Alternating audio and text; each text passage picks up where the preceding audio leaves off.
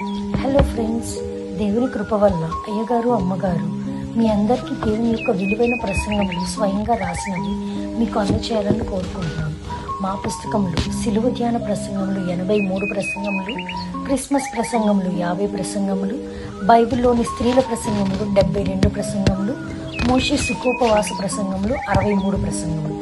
ఈ పుస్తకములు అయ్యగారు అమ్మగారు స్వయంగా రాసినవి మీ అందరికీ అందాలని కోరుకుంటున్నాము. మా పుస్తకములు కావాల్సిన వారు కాంటాక్ట్ అవ్వాల్సిన numbers: Bapatla reverend doctor P Jayapal గారు, ఫోన్ నెంబర్ 9866412025.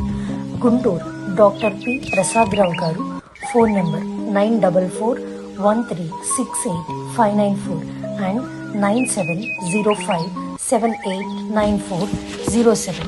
మా పుస్తకంలో మీరు తీసుకొని చదివి ఆదరణ పొంది దేవుని మహిమపరచాలని కోరుకుంటున్నాము. Don't forget to like the video. Thank you. ప్రార్థన చేసుకోవాలి. అందరూ కూడా ప్రభా, నేను నీ వాక్యం విని భద్రపరుచుకునే బుద్ధి నాకు దయచేయండి అయ్యా అని ప్రార్థన చేసుకోవాలి. ఎవరైతే అలా ప్రార్థన చేసుకుంటారో వారికి దేవుడు నిరుబుద్ధి పుట్టిస్తాడు, లోపల భద్రపరుచుకునే శక్తి ఇస్తాడు. ప్రేమ గల మాత్రమే దయగల దేవలోకములు ఎంతోమంది ఉండగా మమ్మల్ని ప్రేమించి నీ ప్రాంగణంలోనికి, నీ మందిరంలోనికి మమ్మల్ని రాజించమని స్తోత్రం. ఇది ఒక ప్రత్యేకమైనటువంటి దేవుని ప్రభావ. మీరే మాతో ఉండి మమ్మల్ని నీ విందులో నడిపించమని, తృప్తిపరచమని యేసు నామములో వేడుకొని ప్రార్థిస్తున్నాము తండ్రి. కూర్చున్నాం. ప్రభు సంస్కారపు బిందు, ప్రభు సంస్కారపు బిందు, పాలు రేపు కొని రండి, ప్రభువే మనవి ప్రభు జగతివే సందు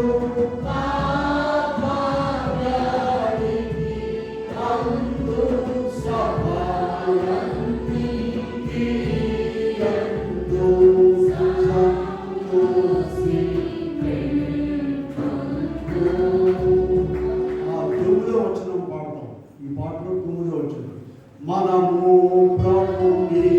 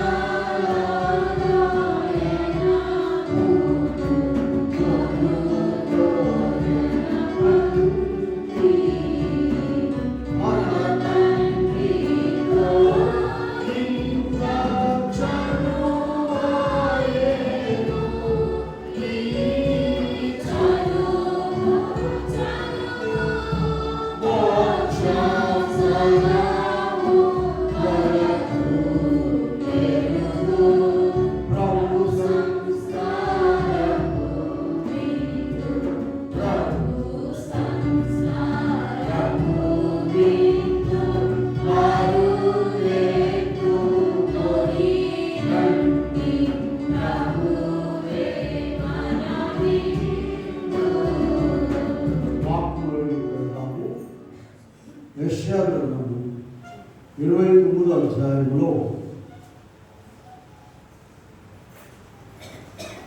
13వ వచనం చదువుకుందాం. ఈ మాటలు నోటి మాటతో నా యొద్దకు వచ్చుచున్నారు, పెదవులతో నన్ను గర్వపరుచుచున్నారు కానీ తమ హృదయమును నాకు దూరం చేసుకుని ఉన్నారు. వారు నా ఎడల చూపు భయభక్తులు మానవుల విధులను బట్టి వారు నేర్చుకున్నవి కాగా, నేను మరలా ఈ జనుల ఎడల ఒక ఆశ్చర్యకార్యం జరిగింది, బహు ఆశ్చర్యముగా జరిగింది. చూడండి, ఇక్కడ యెషయా గారి ద్వారా దేవుడు భావిస్తున్నాడు. ప్రభు ఇలాగూ సెలవిస్తున్నాడు. ఎవరండి మాట మాట్లాడేది? ప్రభు.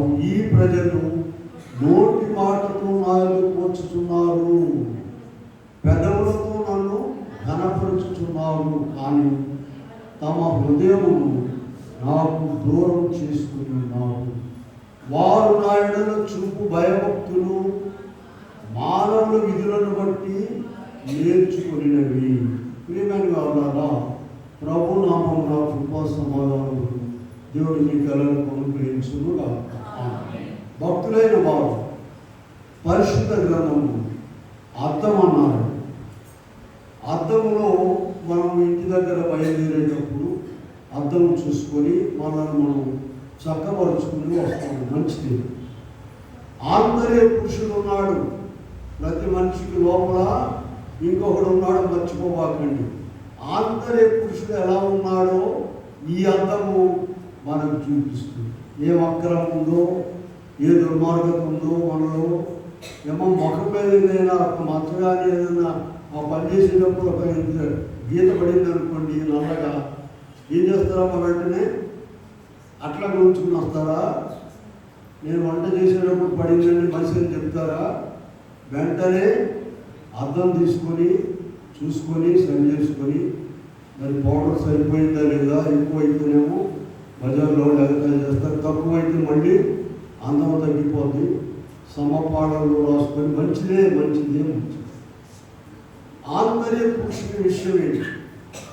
అదే ప్రభు మనతో మాట్లాడుతున్నారు. వాక్యం ద్వారానే. వాక్యం ఏమని చెప్పామండి? అర్థము. అందరూ చెప్పండి, వాక్యం అంటే ఏంటి? ఈ అర్థం చూసుకుంటున్నావా నీవు? నీ బ్రతకంత ఇందులో కనబడుతుంది. అయితే ఈ దినాల్లో వాక్యకరం వచ్చేస్తుందండి. చూడండి, ఆమోస్ గ్రంథంలో పాత నిబంధనలోనే ఈ వాక్యకరముల గురించి చెప్పారు. 8వ అధ్యాయంలో 11వ వచనం, రాబో దినములందు దేశంలో నేను క్షామం పుట్టింతును, అన్నపానము లేకపోవటం చేత కరువు క్షామం కాక యెహోవా మాట వినకపోవటం వలన క్షామము ఉండును. 12వ వచనం, కాబట్టి జనులు ఎదుగుటకై ఆ సముద్రం వరకు తూర్పు దిక్కు వరకును అది వారికి దొరకదు. ప్రియులారా, ఇప్పుడు ఆ కాలంలో ఉన్నాము. కూటాలు చెప్తున్నారు, వాక్యం చెప్తున్నారు, చెప్పే వాళ్ళకి వాళ్ళు ఏం చెప్తున్నారో తెలియదు, వినేవాళ్ళు ఎలా అందరూ కాదు అనేది కొందరు విషయం. వాక్య కరువు వచ్చేసింది. అన్నీ ఉన్నాయండి. తిండి బాగా పెరిగింది, ఆదాయం పెరిగింది, రకరకాల తిండ్లు. పూర్వకాలంలో తాతగారు వాళ్ళు పొద్దునన్నమో సాయంత్రంలో పొద్దున్నే టిఫిన్ ఏంటంటే సద్దానం. ఇవాళ అబ్బో బజారుకి ఎన్ని దుకాణాలు మన ఆరోగ్యాన్ని మించేవి. ఏం మసాలా కావాలంటే అది చేస్తున్నారు. రాత్రి 10 గంటలు కూడా టిఫిన్ చేస్తున్నారు. మరి వీళ్ళాడు అన్నం తింటారో లేదో తెలియదు. వీళ్ళారా ఎన్ని రకాలు పెరిగినాయో చూడండి. మంచిది. అయితే ఇక్కడ కరువు ఏంటి చెప్పండి? వాక్య కరువు. ఎందువల్ల వచ్చిందంటే ఇక్కడ ఇదిగో 29వ అధ్యాయంలో విషయాలు ప్రభు చెప్తున్నారు. ఈ ప్రజలు నోటి మాటతో నా యొద్దకు వచ్చుతున్నారు, పెదవులతో నన్ను ఘనపరుచుతున్నారు, తమ హృదయమును. వీళ్ళు చూపించే భయభక్తులట మానవుల విధులను బట్టి వారు నేర్చుకున్నారు. మానవుల విధులను బట్టి అది కూడా లేదు. చెప్పాలంటే కలెక్టర్ గారి దగ్గరికి వెళ్ళి మన ఇష్టం కూర్చుంటారా? దేవాలయంలోకి వచ్చే సూర్యుడు కూర్చోవచ్చు, ఏదైనా చేయవచ్చు. ఒక ఆఫీసర్ దగ్గరికి వెళ్ళి, ఒక కలెక్టర్ దగ్గరికి వెళ్ళి ఎలా ఉంటారమ్మా? చాలా జాగ్రత్తగా మనం చెప్పుకునే మాట వింటారో లేదు, ఎంత భయభక్తులు, జాగ్రత్తగా నడవాలి. పూర్వకాలంలో రాజుల దగ్గరికి అయితే చాలా మందికి ఒక అనుమానం వస్తుందండి. యోసేపు వాళ్ళ అన్నదమ్ముడు కదా, యోసేపు ఎందుకు వాళ్ళు గుర్తుపట్టలేదని అనుమానం వస్తుంది. తెలుసా మీకు? ఎందుకు గుర్తుపట్టలేదు తెలుసా? రాజుగారి దగ్గరికి వచ్చేటప్పుడు మొత్తం వంగిపోయి రావాలి. రాజుగారిని నిటారుగా చూడకూడదు. చూసామంటే నీ జైల్లో పెట్టడం, ఉరిదీయడమో చేస్తారన్నమాట. ముంగునే జవాబు చెప్పాలి, ముంగునే నమస్కారం చేయాలి, మళ్ళీ ముంగుని వెనక్కి వెళ్ళాలి. మీరు పూర్వకాలం డ్రామాలో చూసారో లేదు, మళ్ళీ వెనక్కి వెళ్ళాలండి. ఆయన తిరిగి వెళ్ళడానికి లేదు, ఆయనకి వెనక భాగం చూపించకూడదు. వెనక్కి అట్లాగే వెనక పడిపోయినా సరైందని అడ్డం వచ్చి వెనక్కి నడవాలి. అందువల్ల వాళ్ళు ఆయనను, అంతేకాదు ఆయన పూర్వకాలంలో చెరసాలలో గుంట్లో వేసినట్లేటికి వాళ్ళ బ్రహ్మాండమైన బట్టలు రాజుగారి పరిస్థితిలో ఉన్నారు. వీళ్ళారా ఇదిలో ప్రభు మనతో మాట్లాడేది ఏంటంటే, అక్కడేదో మనం నేర్చుకున్న పద్ధతుల ద్వారా కూడా ఇక్కడ ఉండలేకపోతున్నాము, ప్రభువుని గౌరవించలేకపోతున్నాము. ప్రభు మందిరాన్ని, ప్రభు మాటను చూడండి. మా ఇంట్లో సహాయం చేస్తున్నాం కాబట్టి మేము వెళ్ళిపోయే వాళ్ళ పుస్తకాలు తీసుకొని వచ్చే వాళ్ళకు లేని బిడ్డలకు ఇస్తూ ఉంటాం పుస్తకాలు. సరే, ఆమె వాళ్ళ అబ్బాయి చదువుతున్నాడు కనుక పుస్తకాలు ఇస్తాం, పంపించామని చెప్తాం. నేను చెప్పాను ఆమెకే ఇచ్చి కొంచెం ఆడారమ్మా, చూద్దాం అవతారం పట్టిందో అని చెప్పి చెప్తాం. వచ్చేసాడు దెబ్బ పైకి వచ్చి పుస్తకాలు ఇస్తున్నాను అంట, ఇవ్వండి అన్నాడు. నేనన్నా మేమేం చేస్తామంటే మాకు తెలియదు, కిందకి వెళ్ళి చూసినామని చెప్తా. మా గేట్లో దాని మీద దిమ్మె మీద ఉంటుంది ప్రిన్సిపాల్ అంటే, ఆ వెళ్ళి చూసి వచ్చాడు. పుస్తకాలు కావాలి వాడికి, లేకపోతే రాడు. చూసినామంటే అంటే వెళ్ళిపోతాడు ఏంటి. సరే వచ్చినాక ఏముంది అక్కడ అని చెప్పి, ప్రిన్సిపాల్ నీ ప్రిన్సిపాల్ గారి దగ్గర ఎట్లయినా మాట్లాడతావా, లేదా నీ పుస్తకాలు కావాలి చదువులో, అప్పుడు దండం కడతాం. ప్రియులారా, వాక్యం ద్వారా మనం దేవుని సన్నిధిలో ఎలా ఉంటున్నాం, దేవునికి ఎంత గౌరవం ఇస్తున్నాం. ఆయన ఏమంటండి, చివరికి లాస్ట్లో పెడతాడు, వాతలు పెడతాడు, అగ్నిగుండం ఉంది రెడీగా ఉంది. ప్రియులారా, ఎక్కడ ఎవరి కొరకు అవి, మన కొరకు కాదు. చూడండి ఒకసారి చూద్దాము. మత్తయి సువార్త 25వ అధ్యాయంలో అక్కడ కుడివైపున ఎడమవైపున ఉన్నారు కదా, ఆ ఎడమవైపున ఉన్న వారితో ప్రభువు మాట్లాడుతున్నాడు. 41వ వచనం చూద్దాం. చూడండి 24. ఎడమవైపున ఉన్న వారిని చూచి శపించబడిన వాళ్ళారా, నన్ను విడిచి అపవాదికి సిద్ధపరచబడిన నిత్యాగ్నిలోని పోవుడి. ఆగండి, అక్కడ అవును. ఎవరి కొరకు సిద్ధపరచబడిందంట? అపవాదికి. నీకెందుకై అందులోకి పోవడం? నీకేం పని? చక్కగా దేవుడిని నన్ను సృజించి అన్నీ ఇచ్చి బ్రహ్మాండంగా నేను ఉంచితే నీవెందుకు అందులోకి వెళ్ళడం? ఎవరి కొరకు నరకాగిని? మనుషుల కొరకు కాదు, అపవాదికి వారి దూతలకు అందులోకి పోకూడదనే దేవుడు మనకు ఈ మాటలు చెప్తూ ఉన్నాడు. ప్రియమైన వాళ్ళారా, ఇక్కడ మనం చూసినట్లయితే యెషయా ప్రవచనం, యెషయా గారి ద్వారా ఎవరైతే రాయించారో వీళ్ళారా చూడండి, వాక్యం వైపు చూడండి, మనుషుల వైపు చూడొద్దు. మనుషుల వైపు అంటే నా వైపు చూడొద్దు. బైబిల్లో ఉన్న వాక్యం వైపు చూడండి, వాక్యం ధ్యానించుకోండి, వాక్యం ఎక్కించుకోండి.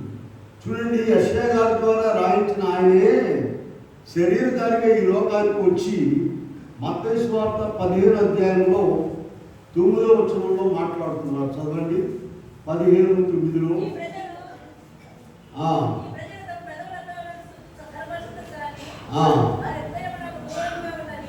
చూసారా, అదే మాటను ఇక్కడ చెప్తున్నారు. ఈ ప్రజలు తమ పెదవులతో నన్ను గణపరచుదురు కానీ వారి హృదయం నాకు దూరముగా ఉన్నది. మనుషులు కల్పించిన పద్ధతులు దైవోపదేశములని బోధించుచు వారు నన్ను వ్యర్థముగా ఆరాధించుచున్నారు అని ఎవరు చెప్తున్నారంట? యెషయా చెప్తున్నారంట. దేవునికి విషయాలన్నీ తెలుసు, ఆయనే రాయించారు. వీళ్ళారా, ఆయనే లోకానికి వచ్చి ఈ మాట చెప్తుంది. కనుక మనము అలా కాకుండా చూడండి, దేవుని వాక్యం కీర్తన 1వ అధ్యాయంలో 3వ వచనం ఏముంటుందంటే 1:3 అతడు నీటి కాలువల యోనను నాటబడినది ఫలమిచ్చు చెట్టు వలె నుండును. చూడండి, నీటి కాలువలు, వాక్యం అనేటువంటి నీటి కాలువల యోనను మనం నాటబడ్డాం. మంచి వాక్యం వింటున్నాము, వాక్య స్థానం మనం తీసుకోవాలి. చూడండి, చెట్ల వేర్లు కనబడవు కానీ నీటిని అవి తీసుకుంటారు. అలాగే విశ్వాసికి ప్రభుకున్న సంబంధం కనబడదండి. విశ్వాసికి ప్రభుకున్న సంబంధము చెట్లకు ఎలాగైతే వేర్లు కనబడకుండా ఉంటాయో, కనబడకుండా ఏం చేస్తాయి? నీటిని తీసుకుంటుంది, చక్కగా ఎదిగి ఫలిస్తుంది చెట్టు. మనము కూడా ఆ చెట్లలాగా దానియేలు గ్రంథం 4వ అధ్యాయంలో 22వ వచనంలో అక్కడ కలభావం చెప్తూ ఒక మాట చెప్పారు. రాజా, ఆ చెట్టు నిన్ను సూచించుచున్నది.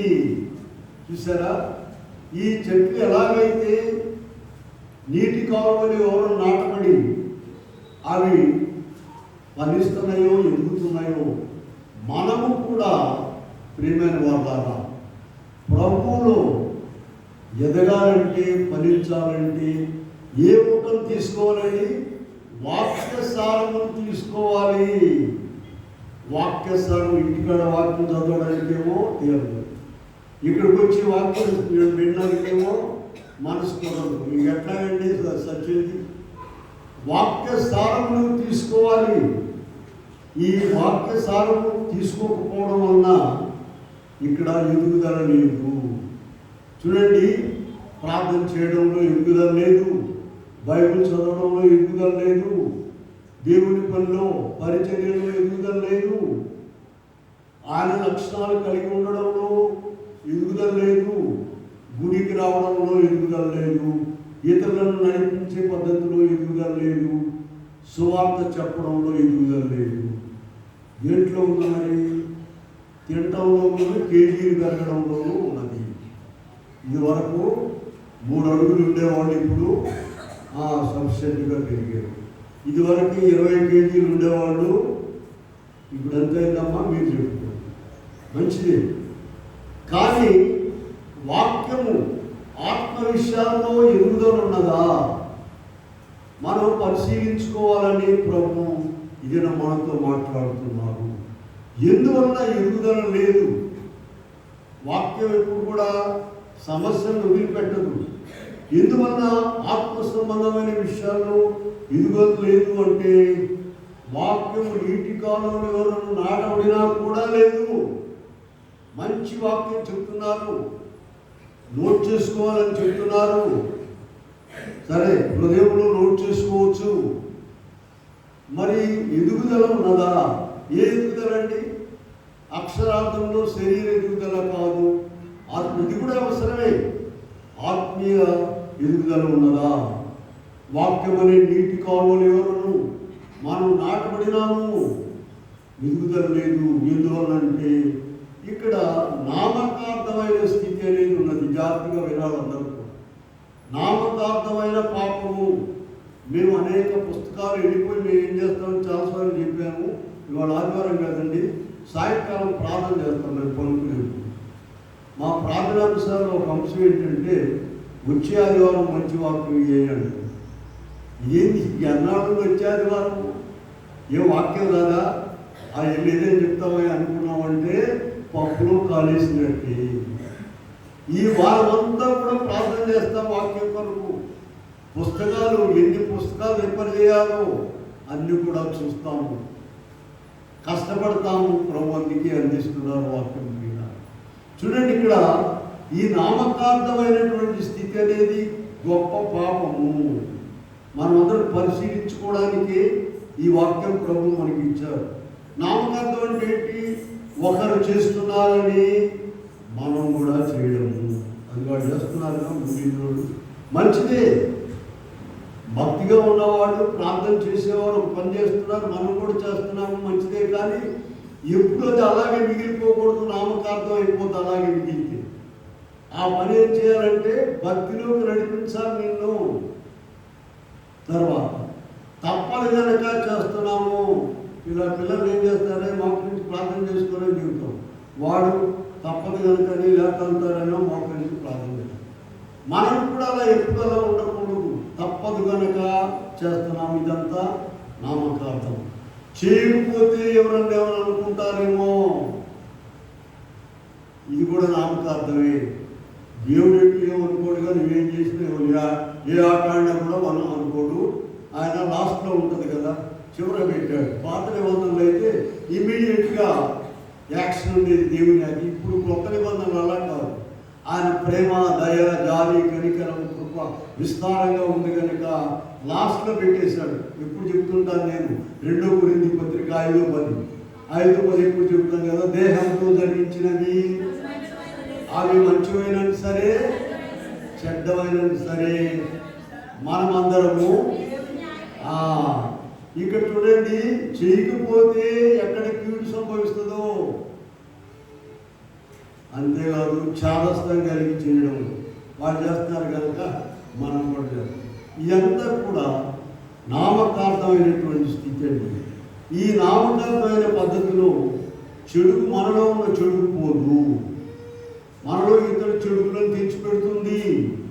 ఒక విషయంలో నామకార్థమైన స్థితి ఇంకో విషయంలోనికి వెళ్ళిపోతుంది.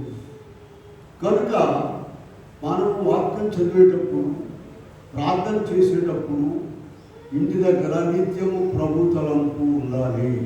దైవజనులు రాశారు, మనసున స్తుతి కార్యము తాక మరి పని ఏమున్నది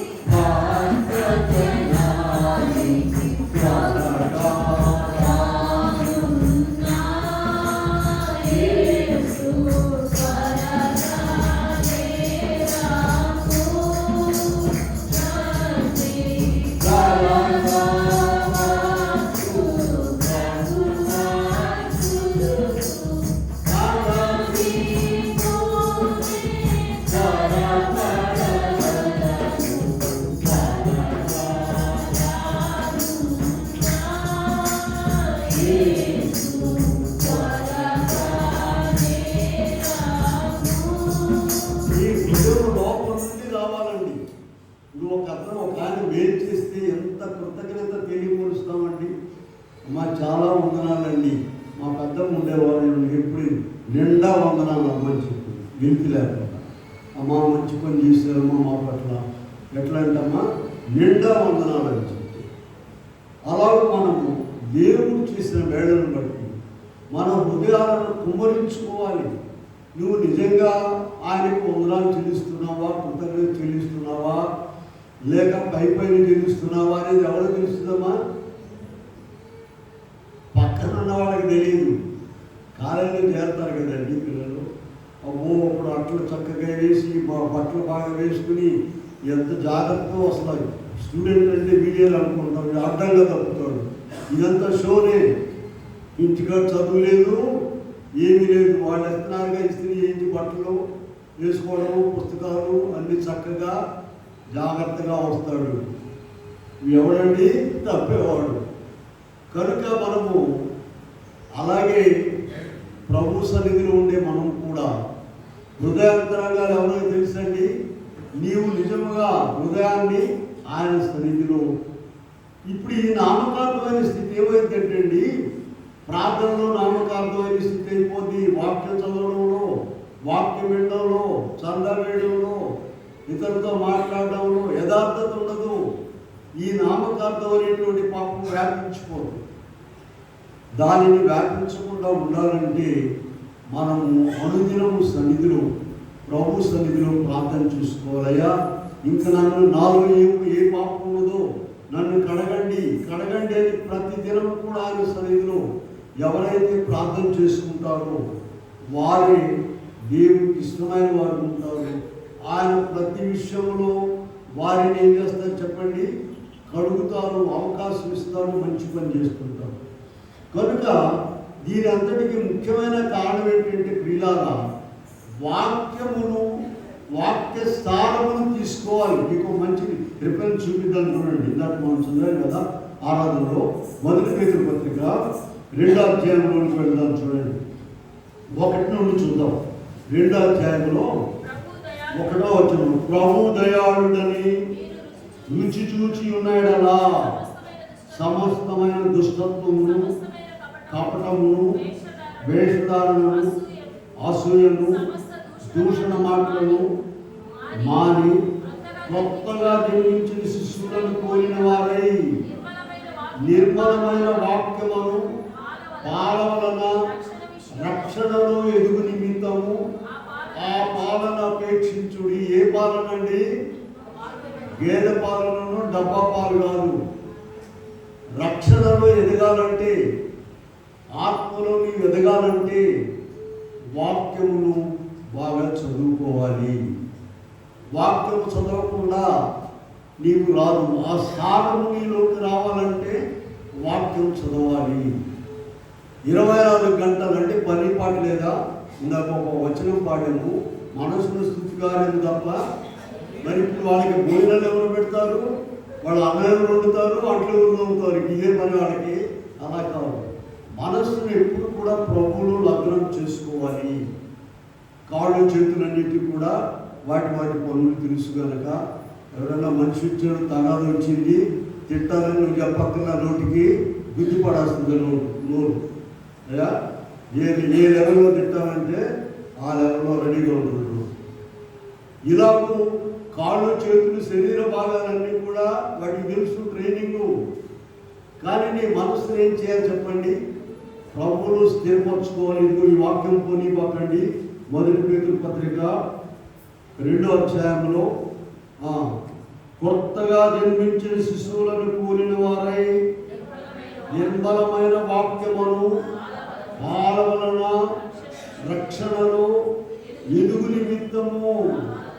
ఆ పాలన మనమందరం కూడా ప్రభువు నమ్ముకొని ప్రభువులోకి వచ్చి రుచి చూచాము.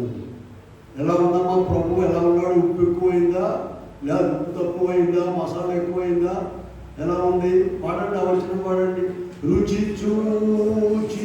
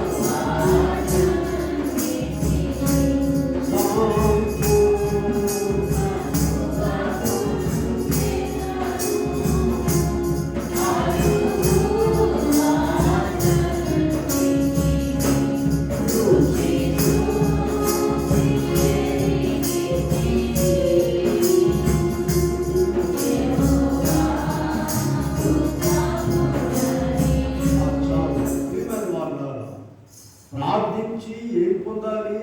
ఆంతర్య పురుషుని శుద్ధి కొరకు ప్రార్థించాలి. పౌలు గారు భక్తులైనటువంటి వారు ఏం చెప్పారు? ఈ శ్రమలు మమ్మల్ని ఏమి చేయలేరు, ఇవి అంతకంతకు మమ్మలను సిద్ధపరుస్తున్నాయి పరలోకానికి అని చెప్పారు. కనుక మనము ప్రార్థన ద్వారా ఆంతర్య పురుషుని సిద్ధపరచుకోవాలి. చూడండి, వాక్యం గురించి యెషయా గారు ఇంకొక మాట చెప్తూ ఉన్నారు. అసలు వాక్యం ఎలాగో 55 చూద్దాం. 55 అధ్యాయంలో 10-11 వచనాలు చదవండి. 10-11. వర్షమును హిమమును వచ్చి మరలక భూమిని తడిపి విత్తువానికి విత్తనము ఆహారము అలాగే వచ్చు వచ్చిన ముందును నిష్ఫలముగా నా యొద్దకు మరలక అది నాకు అనుకూలమైన దానిని నెరవేర్చు. నేను పంపిన కార్యమును, ఇదిగో ఈ పనిని వాక్యము ద్వారా నీలో జరుగుతుందా? ఎంత చక్కగా వాక్యం వివరించబడుతుంది. హిమము, వర్షము, మంచు ఇవన్నీ అట పైనుండి దిగి వచ్చి వృధా కాకుండా ఏం చేస్తాయి అంటే భూమిని తడిపి విత్తువానికి విత్తనము, భుజించువానికి ఆహారం కలుగుటకై అది చిగించి వర్ధిల్లునట్లు చేయును, అలాగే నా నోట నుండి వచ్చు వచనము ఉండును.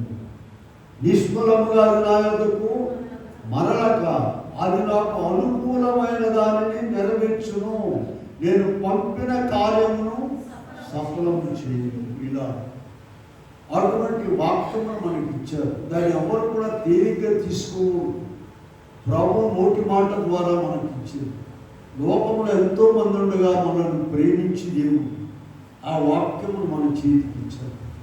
దాన్ని చదువుకొని హృదయముగా మన మూల వాక్యం ఏంటిది చెప్పండి. వారు నోటి మాటతో నా యొద్దకు వచ్చుతున్నారు. ఎలా కనపరుస్తున్నారంట? పెదవులతో నన్ను కనపరుచున్నారు, కానీ తమ హృదయం నాకు దూరం చేసుకుని ఉన్నారు. వారు నాయనలో చూపు భయభక్తులు మానవుల విధులను బట్టి నేర్చుకునినవే. ఇలా ఎంతో కృప కలిగిన దేవుడు కనుక మనల్ని కనికరించి నడిపిస్తూ ఉన్నారు. ఇదిగో ఈ వాక్యం గురించి మనం చూస్తే యోహాను 1:1 ఏముంది చూడండి. ఆదియందు వాక్యం ఉండెను, వాక్యము దేవుడై ఉండెను, ఆ వాక్యము దేవుడి యొద్ద ఉండెను. ఇదిగో ఆ వాక్యము, వాక్యం అంటే ఏంటి? దేవుడే మన చేతిలో ఉన్నాడండి దేవుడు. ఇలా ప్రకటన 19:13 ఏముందంటే, ఆయనకట దేవుని వాక్యమును నామము ఆయనకు పెట్టబడి ఉంది. చంటి బిడ్డలు పాలు తాగకపోతే ఏమవుతారండి? ఎదుగుతారు, పాలు త్రాగకపోతే. అలాగే ప్రభువులో జన్మించినటువంటి మనం కూడా వాక్యం అనే పాలు ఎక్కడుందండి? ఇందాక చెప్పాం కదా, 1 పేతురు పత్రిక 2వ అధ్యాయము ప్రారంభంలో ఆ పాలను, వాక్యం అనేటువంటి పాలను అపేక్షించుడి. ఏ పూట పాలు తాగకపోతే బిడ్డ ఎలా అయిపోతుందండి? 2 పూట్ల 3 పూట్ల పాలు ఇస్తూ ఉంటారు బిడ్డకు, ఎదుగుదల కావాలని. మరి పరిశుద్ధాత్మ సహాయం మనకున్నది. ప్రభువులో ఉన్న మనం కూడా ఇది మనం నేర్చుకోవాల్సిందండి. ఏ పాల ద్వారా మనం ఎదగాలండి? ఎదగాలి చెప్పండి. వాక్యం అనే పాల ద్వారా. రోజు ఎంతవరకు చదువుతున్నాం మనం వాక్యము పరిశీలించుకోవాలని ప్రభు కోరుకుంటున్నాం. అలాగే వాక్యం ద్వారా ఎదగకపోతే ఎదగడం ద్వారా దేవుడి రూపం నీలోకి వస్తుంది. చూడండి, ఇక్కడ ఆ వాక్యమే శరీరధారి కృపాసత్య సంపూర్ణుడిగా మన మధ్య నివసించాము. ఇది ఆ వాక్యమే ఇప్పుడు మనకు శరీర రక్తము ద్వారా దేవుడు అందిస్తున్నాడు. వాక్యం అంటే ఎవరు చెప్పండి? యేసుప్రభువే వాక్యము. ఆ వాక్యము ఏం చెప్తున్నారు? యోహాను సువార్త 6వ అధ్యాయం. నేను చాలాసార్లు మీకు చెప్పాను, సంస్కారం రోజున కనీసం యోహాను సువార్త 6వ అధ్యాయం అంతా చదువుకుందండి. దాంట్లో ప్రభు ఎన్నో విషయాలు చెప్పారు. నా శరీరం తిని నా రక్తం త్రాగువాడే నిత్య జీవము గలవాడు, అంత్య దినమున నేను వారిని లేపుదును. ఇలా ఆ వాక్యమే, ఆ వాక్యమైన దేవుడే శరీర రీతిగా మనకి ఇప్పుడు అందించుతూ ఉన్నాను. నీవు ఆ వాక్యమును తినకపోతే నీ రూపంగానే ఉంటుంది.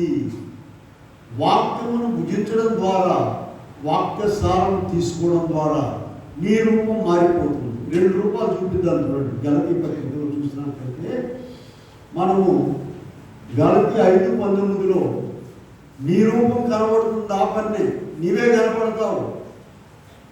5:22 నుండి చూసినట్లయితే ప్రభు యొక్క రూపము.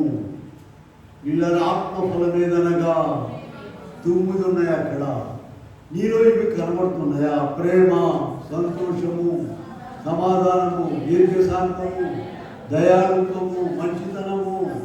ఇప్పుడు నీలో ఏవి కనబడుతున్నాయి? ఎందుకు ఆత్మ సంబంధమైన దేవుని లక్షణాలు కనబడట్లేదు అంటే వాక్య సారము నీవు తీసుకోకపోవడం.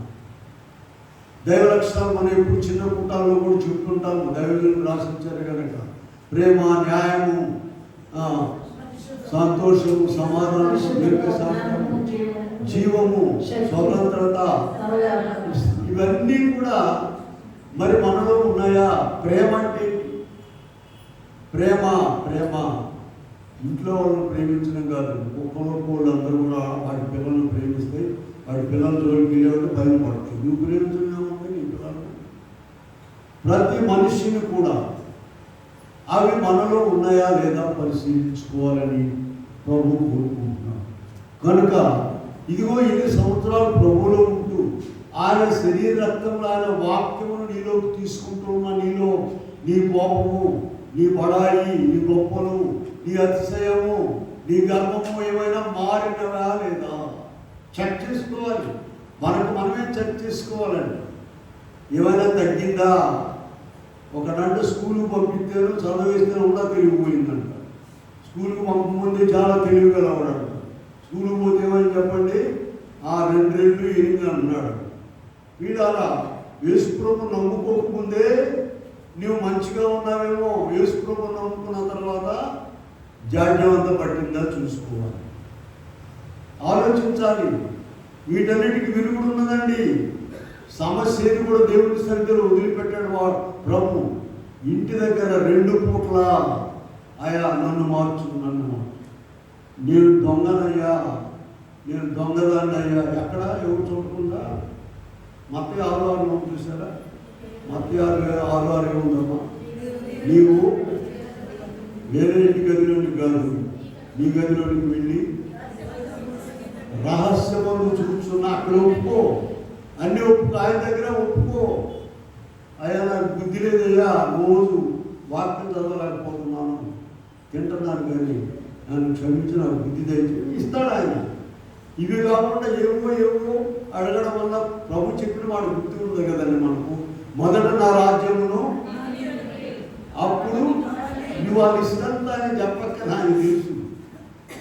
కనుక వీళ్ళ ప్రార్థన ద్వారా మనము అలా, ఎందుకంటే ప్రభు వచ్చినప్పుడు ఆయన మొదటి 6 పత్రికలోకి వెళ్ళాలి. చూడండి 3వ అధ్యాయంలో ప్రారంభం నుంచి ఏముందంటే, మనం ఇప్పుడు దేవుని పిల్లలమే.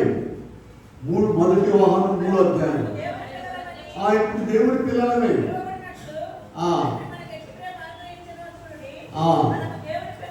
పిల్లలమే.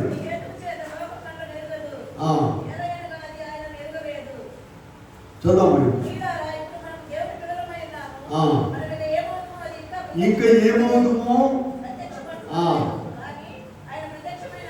ఆయన ప్రత్యక్షమైనప్పుడు ఆయనను పోలి ఉందమని ఎరుగుదాము. ఆ పోలిక ఇప్పుడే రావాలండి. అప్పటికప్పుడు ఏమైనా చిన్న లోపాలు ఉంటే ఆయన సరి చేస్తాడు. కానీ నీవు పరిశీలించుకోవాలి. ప్రభు ముఖం మీద ఉమ్మేసాడు. అందుకని కలవరి శిల్వ దినాలు 40 దినాలు పెట్టారండి మనం బుద్ధి రావడానికి. మేపుడు కొట్టారు, ఉమ్మేశారు. నీ దేవుడు అయితే దిగిరమ్మన్నారు. నిన్ను ఒక మాట అంటే, ఒక చిన్న ఇబ్బంది వచ్చిందంటే అబ్బో ఎంత ఇబ్బంది వస్తుందో, ప్రాణమే వచ్చినట్టు వస్తుందన్నమాట. ఎవరిని క్షమించే పని లేదు. ఆయన అంటే క్షమించాడు, కానీ మనకేం కాదు. ఒక ఆయన ఆఫీసులో ఫోన్ చేస్తున్నాడు. మా ఆఫీసులో క్లర్క్ తినడానికి ఉండాలి, ఏమి ఇబ్బంది లేదండి నాకు. ఆయనకి ఏమంటే చెప్పండి, ఏముందంట, తినడానికి ఉండడానికి ఏమి ఇబ్బంది, ఎవరికి ఇబ్బంది ఉందో తినడానికి ఉండాలి.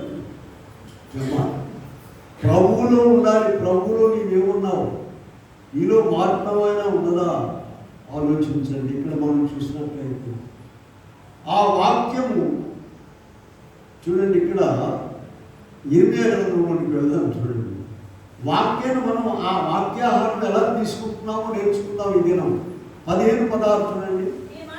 ఇర్మియా గ్రంథం 15. నీ మాటలు నాకు దొరకగా, చూడండి కాగితాలు తింటున్నాడు అనుకున్నారా? వాక్యం భుజించాడంటే అసలు ఈ మాటలు అర్థమవుతున్నాయా? మనం వినడమే కష్టమైపోయింది, చదవడమే కష్టమైపోయింది. ఆయన అంటే నీ మాటలు నాకు, అందరు చెప్పండి, నీ మాటలు నాకు దొరకగా ఏంటి భుజించడం? చికెన్ ఫ్రైయా లేక మటన్ బిర్యానీనా? అమ్మా భుజించారట.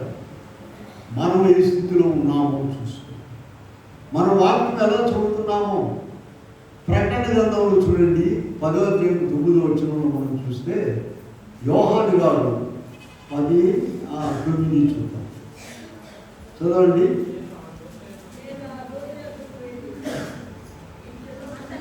నేను ఆ దూత వద్దకు వెళ్ళి నాకిమ్మని అడుగగా తీసుకుని తిరివేయము, కానీ నీ నోటికి మధురముగా. పుస్తకాన్ని తినివేసేటండి. ఇదిగో మన దగ్గర ఉన్నటువంటి గ్రంథాన్ని మనం తినివేయాలి. ఒక ఆయన ఫోన్ చేసి చెప్పాడు, అయ్యా 42సారి చదువుతున్నాను బయట. ఎన్నిసార్లమ్మా? చూడండి, నీవు ఎన్నిసార్లు చదివావు బైబిల్? ఉమ్మంటి ఆడితే బైబిల్ తీసుకోండి. కోపం వచ్చింది, తగాదా వచ్చింది, గందరగోళం వచ్చింది, బైబిల్ తీసుకోండి. ట్యాబ్లెట్ వేసుకోమంటున్నారు. బీపీ ఎక్కువ వచ్చిందో పొద్దున వేసుకున్నారు, మళ్ళీ వేసుకుంటున్నారు. బీపీ ట్యాబ్లెట్ వల్ల కాదండి, బైబిల్ తీసుకో. ఉదాహరణగా చెప్తున్నాం, మేము అనుభవించి చెప్తున్నాం. కష్టమైన పరిస్థితుల్లో బైబిల్ తీసుకొని కూర్చో, చదువుకో. కానీ సాతాను ఆ తలంపు రాలేదు, ఏదైనా చేయమంటుంది. కానీ పిల్లారా, దేవుని వాక్యము బలమైనటువంటి వాక్యము. చూడండి, ఇంకా మనం చూద్దాము. యెహెజ్కేలు గ్రంథం 3వ అధ్యాయంలోకి వెళ్దాం. చూడండి, యెహెజ్కేలు 3:1-2 వచ్చిన చదువు.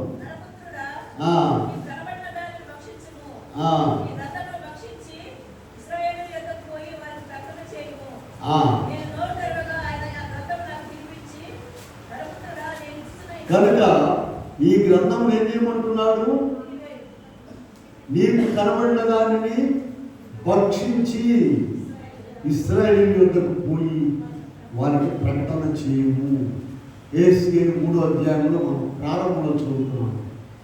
నేను నోరు తెరవగా ఆయన నా గ్రంథము తినిపించింది.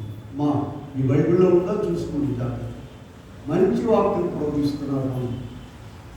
ఇంకేముందండి? నేను నోరు తెరవగా ఆ గ్రంథము నాకు తినిపించింది. నరపుత్రుడా, నేను ఇచ్చుతున్న ఈ గ్రంథమును ఆహారంగా తీసుకొని నీ కడుపు నింపుకొనుమని నేను దానిని భక్షించి తిని అది నా నోటికి వేదవలే మధురముగా ఉన్నది. బైబిల్ తీయగానే వాంతులు అవుతున్నాయి కొంతమందికి, ఎక్కువ చదవడానికి లేదు. రైతు ఊరుకోరు సాగుతాను, తలకాయ బాగా ఉంటుంది. కొద్దిగా చదవండి. తిట్టమేమో 4 పళ్ళలు తినండి, వాక్యం మాత్రం కొద్దిగా చదవండి.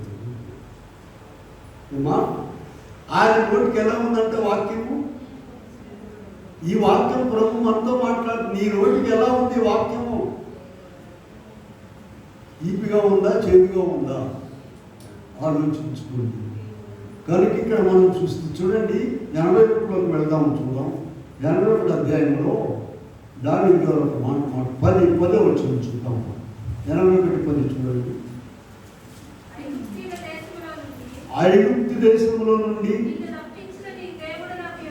నేనే నీ నోరు బాగుగా తెరువుము. ప్రజలారా, పిల్లారా, ఊళ్ళో ఉన్న విషయాల కొరకు వాటి కొరకు నోరు బాగా తెలుస్తున్నాం. తగాదు వచ్చిందంటే ఎంత పెద్ద నోరు. వానాకాలం కప్పల్లో పెద్ద నోరు తెలుస్తుంది చూసారా? ఇక్కడ ప్రభు ఏం చెప్తున్నాడంటే ఆయన మాటల కొరకు, ఆయన దీవెన కొరకు, ఆయన యొక్క ఆశీర్వాదం కొరకు నోరు తెరువును. నీ నోరు బాగుగా తెరువు, నేను దానిని నింపెదనని ప్రభు స్పష్టంగా చెప్తున్నారు. మనము ఇదిగో ఇలా నోరు బాగా తెలిసి ఆయన మాటలు వినేవారు, భద్రపరుచుకునేవారు. నీటి కాలువలో ఎవరు నాటబడి ఆయన స్నానం గ్రహించేవారు. ఇదిగో మనం మొట్టమొదట యెషయా గారు చెప్పినట్టుగా ఆ 29వ అధ్యాయంలో ఉన్నట్టుగా ఉండరు. వాళ్ళు నోటి మాటతో ఘనపరచరు. వారు నిజముగా ప్రభు సన్నిధిలో ఉండి దీవెన పొందుతారు. 119 అధ్యాయంలో 103వ వచనంలో దావీదు గారు ఒక మాట చెప్తున్నారు. 119:103లో నీ వాక్యము నా జిహ్వకు ఎంతో మధురముగా ఉన్నది. ఎంత మధురంగా ఉన్నదో చూస్తారు. ఐగుప్తులో నుండి మనల్ని తీసుకొచ్చారు. ఐగుప్తు అంటే లోకమేనండి. లోకంలో నుండి మనం దేవుడు తీసుకొచ్చడానికి బిడ్డలుగా ఉండడానికి. ఐగుప్తు అంటే లోకం అని. మరి మనం ఆయన వాక్యం వినడానికి, ఆయన దీవెన పొందడానికి, ఆయన వైపు చూడడానికి, ఆయన కొరకు నోరు తెరిచి మనం చూడగలిగినట్లయితే అది ఆ నామకార్థమైన స్థితి. అవన్నీ కూడా పోతాయి. చిన్నపిల్లలు ఎవరు తినిపిస్తారండి? చూసారు ఇక్కడ ఎస్కేల్ గ్రంథంలో 3వ అధ్యాయంలో మళ్ళీ చూడండి ఒకసారి. ఎస్కేల్ 3వ అధ్యాయంలో ఆయన ఏం చేసినాడంటే తినిపించాడని చూడండి.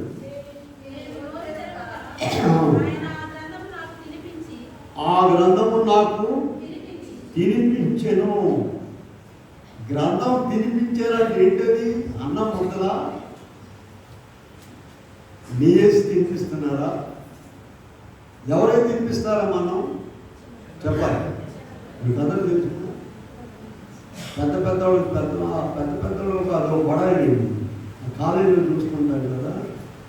ఈ పెద్ద క్లాస్ చదివేవాళ్ళు కూడా ఒక అన్నం ఒక ఆమె తినిపిస్తుంటున్నాను. ప్రేమ ఎక్కువై మళ్ళీ వచ్చేదే వీళ్ళిద్దరు అసలు చూడకుండా ఒక ఆ గదిలో ఒక ఈ గదిలో ఉంటారు. ఇదేం ప్రేమ ఇది? నేను ఒకసారి చూస్తే ఏంటి పెద్ద ఆమెమో పుస్తకం చదువుతుంది, ఏమో అన్నదంటే ఆమె ముద్రలు. ఇద్దరు మంచి ప్రేమ. ఏ ప్రేమ ఇది? ఇది నిలబడిన ప్రేమ కాదు. మీరు సరైన ప్రేమ కావాలంటే 13వ అధ్యాయం చూసుకోండి. 1 కొరింథీ పత్రిక 13వ అధ్యాయం చూడండి. అసలు ప్రేమ అంటే ఏంటో చక్కగా రాశారు. ఎన్ని లక్షణాలు ఉన్నాయో. ప్రేమ దీర్ఘకాలం సహించును. చిన్న అధ్యాయం అది. 13వ అధ్యాయం చదవదు. ఇంటికాడ చదువుతుంది. ఇంటికాడ అంత ఊపికాడు ఉంది. ఇలా ఆ ప్రేమ కావాలి, ఈ ప్రేమలు కాదు. సరే మన పాయింట్లు పొద్దాం చూడండి. ఎవరికి తినిపిస్తారమ్మా అన్నము? చెప్పాలి మీరు. చిన్నపిల్లలకు తినిపిస్తారు. పెద్దవాళ్ళు అయితే తినిపించడం వీళ్ళకి ఇష్టం ఉండదు, తినేవాళ్ళకి ఇష్టం ఉండదు. వాళ్ళు కలుపుకొని తింటే తప్ప. ఇప్పుడు మనము కూడా చిన్నపిల్లలుగా ఉంటేనే ప్రభు వాక్యాహారం తినిపిస్తాము. మత్తయి సువార్త 18వ అధ్యాయంలో ఒక మాట చూడండి. ఆయన శిష్యులు ఒకసారి ప్రభువుని అడిగారు. 18:1 నుండి చూడండి. ఆ కాలమున పరలోక రాజ్యంలో ఎవరు గొప్పవారని అడుగగా చిన్న బిడ్డలు తన యొద్దకు పిలిచి మీరు మార్పు నుండి పరలోక రాజ్యంలో ప్రవేశింపరని మీతో నిశ్చయముగా చెప్పుచున్నానని చెప్పి. నీవు అన్నీ వచ్చనుకుంటున్నావా? పెద్దవాళ్ళమేమనుకుంటున్నావా? నీవు చిన్న బిడ్డగా ఉంటే తక్కువగా ఉంటుంది అనుకుంటున్నావా? చిన్న బిడ్డలు చూడండి, వారికి ఏం తెలియదు. వాళ్ళు తిట్టినా కూడా నవ్వుతూనే ఉంటారు. ఇంకా మనకు బాగా అర్థమైన తర్వాత చిట్టక్కల ఉరువు చూస్తేనే పైగా కోపము తగాదాలు వీళ్ళ చిన్న బిడ్డలా ఉంటే ఏం చేస్తారు? ప్రభు ఎస్కేల్ 3వ అధ్యాయం ఆయన తినిపిస్తాను, వాక్యాహారము తినిపిస్తాను. నువ్వు పెద్దవాళ్ళమయ్యావు అనుకున్నావంటే ఇంకా వాక్యాహారం ప్రభు తినిపించాడు. 19వ అధ్యాయం చూద్దాం. కీర్తనలు ముగించుకున్నాం. అనక కీర్తనలు 19వ అధ్యాయంలో 9 నుండి చూద్దాం. 19వ అధ్యాయంలో యెహోవా యందైన భయము పవిత్రమైనది.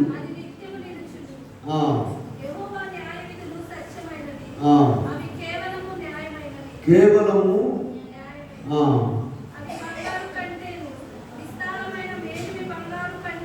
కంటెను కోరదగినవి, తేనె కంటెను, జుంటి తేనె ధారల కంటెను. నిజమేనా ఈ మాటలన్నీ? అమ్మా గురికినే రాశారా? గ్యాస్ ఏమన్నా రాశారా ఇందులో? ఊరికనే రాశారా? ఆలోచించండి. మనం వీటిని ఆలోచించడానికి ప్రభు ఇక్కడ తీసుకుని వచ్చారు. 19వ అధ్యాయం కీర్తన గ్రంథము 9 నుండి చదువుకున్నాము. యెహోవా యందైన భయము పవిత్రమైనది, యెహోవా న్యాయ విధులు సత్యమైన. 10వ వచనం, అవి బంగారు కంటెను, విస్తారమైన మేలిమి బంగారు కంటెను, తేనె కంటెను, జుంటి తేనె ధారల కంటెను. ఇటువంటి గొప్ప రుచిగల వాక్యం మనం తీసుకుంటున్నామా? మనం చదువుతున్నామా? వాక్యం పట్టుకుంటే తెలిస్తే వదలబుద్ధి కదండి. ఎన్నో విషయాలు ఎన్ని సంవత్సరాల నుంచి చదువుతున్నాము. ఇప్పుడు కొత్తగానే ఉంటుందండి, ఎందుకంటే దాంట్లో జీవం ఉన్నది, కొత్త విషయాలు ఉన్నాయి. కాలేజీలో సబ్జెక్టులు ఏం లేదండి. మేము 20 ఏళ్ళు 25 ఏళ్ళు పనిచేసామండి. అదే కొత్త బ్యాచ్ వస్తారు, పాత వాళ్ళు పోతారు. మళ్ళీ 10th అవగానే ప్యాంటు షర్ట్లు వేస్తారు, వాడికి ప్యాకెట్ తీసుకోవాలి, పై కిందకి లాగుతుంటాడు, వస్తారు పోతుంటారు. అదే పాఠము మొదలు పెట్టగానే మొదటి క్లాసులు ఏ పాఠమో నువ్వు ఎప్పుడు 20 ఏళ్ళు అదే పాఠము. దేవుని వాక్యం అలా కాదండి. ఇవాళ తీస్తే ఎప్పటికప్పుడు నూతనంగా ఉంటుంది. ఎందుకో తెలుసా? స్థానమును గ్రహించేటువంటి వారికి. కనుక యెహెజ్కేలు 3:3లో చూసాము, అది నా నోటికి తేనె వలె ఉన్నది. మరి ఇటువంటి వాక్యమును మనము, దేవుని ప్రేమ ఎలా ఉందో చూడండి. భక్తులైన వారు ఆనాడు భక్షించారు, తిన్నారు, తినిపించారు. ఇప్పుడు వచ్చేటప్పటికీ ఆయనే ఆ వాక్యము శరీరధారి కృపాసత్య సంపూర్ణుడుగా మన మధ్య నివసించను. అది ఆ వాక్యమే రొట్టె రూపములోను ద్రాక్షారసం రూపములోను మనలోనికి వెళ్ళిపోతున్నాయి. వాక్యం అంటే ఏమనుకున్నాము? యోహాను సువార్త 1:1, ఆదియందు వాక్యం ఉండేను, వాక్యము దేవుని యొక్క ఉండేను, వాక్యము దేవుడే ఉండేను. ఆ దేవుడే చెప్తున్నాడు, నా శరీరం తిని నా రక్తం త్రాగువాడే నిత్య జీవము గలవాడు, అంత్య దినమును నేను వానిని లేకును. బ్రతుకున్నా సరే, చనిపోయి సమాధిలో ఉన్నా సరే, ఆయన లేకపోతే ఒక నిమిషం పని ఆయనకి. ఈ రిఫరెన్స్ ఎక్కడ చెప్పండి? 1 దశలోనికి రాసిన పత్రిక 4వ అధ్యాయము 16-17 వచనాల ఆర్భాటంతోనూ అప్పజెప్పేసుకోవాలి. వీటిని ప్రధాన దూత శబ్దంతో దేవుని కోరుతోను ప్రభు పరలోకం నుండి దిగి వచ్చును, క్రీస్తునందుండి మృతులైన వారు మొదట లేదును. ఆ మీదట మనము సజీవమై నిలిచున్న మనము వారితో కూడా ఏకముగా ప్రభుని ఎదుర్కొంటకు ఆకాశ మండలం మీదకి మేఘముల మీద కొనిపోబడును కాగా సదాకాలము. పిల్లారా, ఈ వాక్యముతో నీవు మార్పు చెందాలి, వాక్యాహారం భుజించాలని. ఇంకా ఆయన ప్రేమ ఎక్కువయి ఆయనే వచ్చి ఆయన శరీరంతో మనకు ఇచ్చారు. కనుక అలాగే మనం మార్పు చెంది ఆయన రూపంలోనికి మార్చబడు కృప దేవుడు మనకు అనుగ్రహించును రాక. ఆమె ప్రార్థన చేసుకున్నాము. మోకరించండి. సంస్కార వాళ్ళ మనం వస్తున్నాము. మరి అనేక మందికి అనేక సార్లు చెబుతున్నాము సంస్కారాన్ని